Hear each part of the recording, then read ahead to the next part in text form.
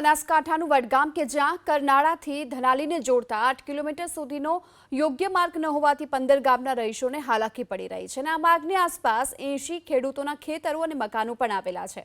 આ સાથે જ આ માર્ગમાં વચ્ચે જ એક નદી પસાર થાય છે, એટલે કે ચોમાસામાં રહીશો અને ખેડૂતોને હાલાકી ભોગવવી પડે છે। આ મુદ્દે અનેકવાર પ્રશાસનને રજૂઆત કરવામાં આવી અને તેમ છતાં પાકો માર્ગ બનાવવામાં નથી આવ્યો, જેને લઈ બે ગામના રહીશો એકત્રિત થયા અને તાત્કાલિક ધોરણે આ માર્ગ બનાવવામાં આવે તેવી માંગ કરી।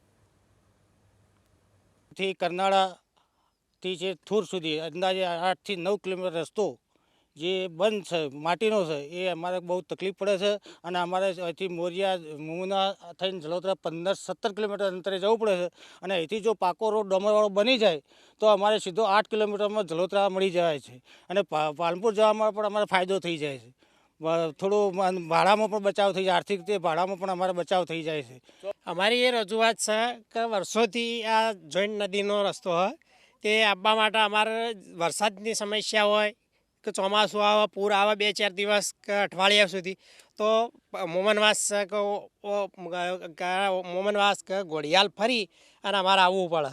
એટલે વર્ષોથી અમે આ રજૂઆત કરીએ છીએ પણ અમારા બાપ દાદા સુધીમાં આ રસ્તોનો કોઈ નિકાલ આવ્યો નહીં। એવા સરકારના એવી રજૂઆત છે કે આ રસ્તાનો કોઈક નિકાલ કરે।